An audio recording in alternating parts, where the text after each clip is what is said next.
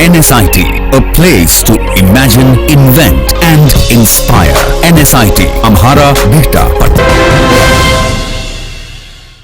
बिहार में सियासी खेमों की सबसे बड़ी जरूरत है नीतीश कुमार। नीतीश तय करते हैं सरकार किसकी होगी और सरकार कौन होगा। दोनों सवाल बिहार की राजनीति के लिए बेहद अहम हैं, क्योंकि भले ही नीतीश कुमार ये दावा करते रहे हों कि वे पीएम पद के दावेदार नहीं हैं, लेकिन उनकी ही पार्टी के नेता उन्हें प्रधानमंत्री बनाना चाहते हैं। सीएम से पीएम तक का यह सफर आसान नहीं है, लेकिन कोशिश रास्ता बनाने की हो रही है। तभी तो गुलाम रसूल बलियाबी ने यह बयान दिया कि 2019 में मोदी का जादू चला नहीं है, इसलिए नीतीश से नैया पार लगाएंगे। नए सहयोगियों की जरूरत पड़ेगी, सरकार तभी बनेगी, सहयोगी तभी साथ देंगे जब एनडीए नीतीश कुमार को पीएम पद का उम्मीदवार बनाएगा। यह बयान हल्के में नहीं लिया जाना चाहिए, क्योंकि जेडीयू के दूसरे कद्दावर नेता भी ये मानते हैं कि नीतीश के बिना किसी का काम चलता नहीं है। तभी तो केसी त्यागी कहते हैं पीएम मटेरियल है नीतीश कुमार, जिसके साथ रहे उसका बेड़ा पार हुआ। बिहार की राजनीति में नीतीश कुमार को माइनस करके कोई पॉलिटिक्स नहीं हो सकती। जब बीजेपी से अलग होकर के आरजेडी के साथ नीतीश कुमार मिले हैं, तो बीजेपी 100 विधायकों की 52 पे रह गई थी। जब नीतीश कुमार बीजेपी के साथ मिलकर के चुनाव लड़े थे, तो 100 की 150 की जो आरजेडी थी वो 22 पे रह गई थी। उनके पास कोई जात का जनाधार नहीं है, उनकी बिरादरी कोई बड़ी बिरादरी नहीं है। ये उनकी क्रेडिबिलिटी के, उनकी परफॉर्मेंस के 17-18% वोट हैं। लिहाजा उनको आप ना आइसोलेट कर सकते हैं, ना उनको डिलीट कर सकते हैं। निसंदेह प्रधानमंत्री का चुनाव है और नीतीश कुमार जी प्रधानमंत्री के योग होते हुए भी प्रधानमंत्री पद के दावेदार नहीं है। मैं इन सवालों के जवाब में सार्वजनिक तौर पर देने में असमर्थ हूं। मेरी इच्छा थी, मेरी इच्छा है, मेरी इच्छा रहेगी और मैं मानता हूं कि प्रधानमंत्री पद के लिए कोई वैकेंसी नहीं है। नरेंद्र मोदी एकमात्र विकल्प हैं एनडीए के, लेकिन नीतीश कुमार भी वो सारी योग्यता रखते हैं जो किसी काबिल प्रधानमंत्री में होनी चाहिए। केसी त्यागी कहते हैं नीतीश पीएम मटेरियल हैं। केसी त्यागी कहते हैं नीतीश के बिना किसी का काम नहीं चलता। कहते हैं कि इस बार वो बात नहीं, मोदी 300 का आंकड़ा पार नहीं कर पाएंगे। जाहिर है बीजेपी की राह में जो दुश्वारियां हैं उसे जेडीयू ने भाप लिया है। सुनिए क्या कहते हैं जेडीयू के केसी त्यागी। हाँ, इंदिरा गांधी को सीटें भी मोदी से ज्यादा मिली थी। 1971 के चुनाव में इंदिरा जी के पराक्रम ने आंकड़ा 300 पार किया था। नरेंद्र मोदी 300 पार कर पाएंगे, मुझे अभी उम्मीद नहीं लग रही है। माहौल बनने लगा है। 23 मई 2019 को जो नतीजे आने वाले हैं उसको लेकर अनुमान यही है कि अब की बार आसानी से नहीं बनेगी सरकार। इस अंदेशे के हिसाब से सियासत की शतरंज सेट होने लगी है। इसलिए तो बीजेपी की सबसे महत्वपूर्ण सहयोगी जेडीयू जो बोल रही है वो विपक्षी हमलों की तरह लगता है, और कई बार बीजेपी के लिहाज से उतना ही कड़वा लगता है जितने कड़वे बीजेपी को उसके राजनीतिक विरोधियों के बयान लगते होंगे। जेडीयू कई बार सधे शब्दों में विपक्ष की भाषा बोलती है, तो जाहिर है एनडीए के अंदर कुछ तो सुलग रहा है, कुछ तो है जिससे यह लगता है कि दोस्ताना दुरुस्त नहीं है।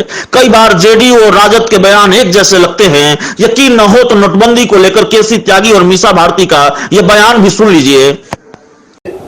एक निराशा का भाव अब से 2 महीने पहले था।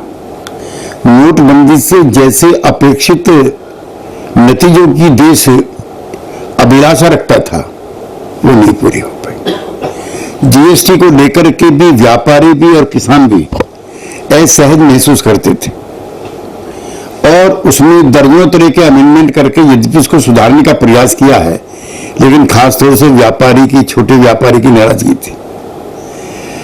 बेरोजगारी में जिस तरह की इच्छा अपेक्षाएं नौजवानों ने रखी थी, चूंकि एक चीज ध्यान रखिए, मोदी जी ने जाने अनजाने में एक्सपेक्टेशंस का ग्राफ बहुत ऊंचा कर दिया था। ये जो इनके मुद्दे थे, जैसे मैंने आपको पहले भी कहा कि जो मुद्दे 14 के जो मुद्दे थे, आप जो बेरोजगारी का मुद्दा था, किसानों का मुद्दा था, महिलाओं का मुद्दा था, स्मार्ट सिटी बनाने का मुद्दा था, वहीं जो हाल फिलहाल जो चर्चा होनी चाहिए थी एनडीए गठबंधन की तरफ से नोटबंदी और जीएसटी के ऊपर, तो इनके पास वही करीब ये एनडीए गठबंधन मुद्दा विहीन चुनाव लड़ रही है।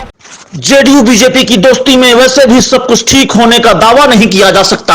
महागठबंधन छोड़कर बीजेपी के साथ आने के सवाल पर केसी त्यागी असहज हो जाते हैं। उधर बीजेपी के साथ भी जेडीयू के रिश्ते बहुत सहज नहीं हैं, ये खुलकर कहते हैं केसी त्यागी। गिरिराज सिंह भी मुश्किलें बढ़ा देते हैं। वंदे मातरम पर भी राय जुदा है। शिकायत यह भी है कि बिहार में बीजेपी को सत्ता का साझेदार बनाया, बावजूद इसके केंद्र की सत्ता में हिस्सेदारी नहीं मिली। बिहार में बीजेपी के नेता डिप्टी सीएम और मंत्री बने, लेकिन केंद्र से जेडीयू के खाते में कुछ आया नहीं। दोस्ती दरक रही है, कहना जल्दबाजी होगा, लेकिन बयानों को सुन लीजिए तो लगेगा जरूर कि जेडीयू बीजेपी की दोस्ती में दर्द भी बहुत है और जेडीयू का दर्द दिल बाहर आ रहा है। समय समय पर उनके द्वारा दिए गए जो वक्तव्य हैं उनसे हम असहज महसूस करते हैं। कई वक्तव्य उनके समाज में तनाव पैदा करने वाले होते हैं। कई वक्तव्य उनके हमारे जो एनडीए की भाषा और परिभाषा है उससे मेल नहीं खाते हैं। तो उस पर मैं अब पार्टी का प्रवक्ता होने के नाते अपने कार्यकर्ताओं के कंजम्पशन के लिए भी और अपने सेक्युलर क्रेडेंशियल्स को काम रखने के लिए भी अपनी राय जुदा रखता हूँ। यद्यपि हमारा भी ये इच्छा अभिलाषा जरूर थी कि जनता दल यूनाइटेड को भी केंद्रीय मंत्रिमंडल में स्थान मिलना चाहिए था, क्योंकि बिहार के एनडीए में बीजेपी बराबर के हिस्सेदार थे, लेकिन डिप्टी चीफ मिनिस्टर से और मंत्रिमंडल तक। तो कभी कभी हम लोग को भी अप्रिय लगता है, क्योंकि जेडीयू के हर सवाल पे बहुत साफ राय है। वंदे मातरम के जेडीयू विरोधी नहीं है।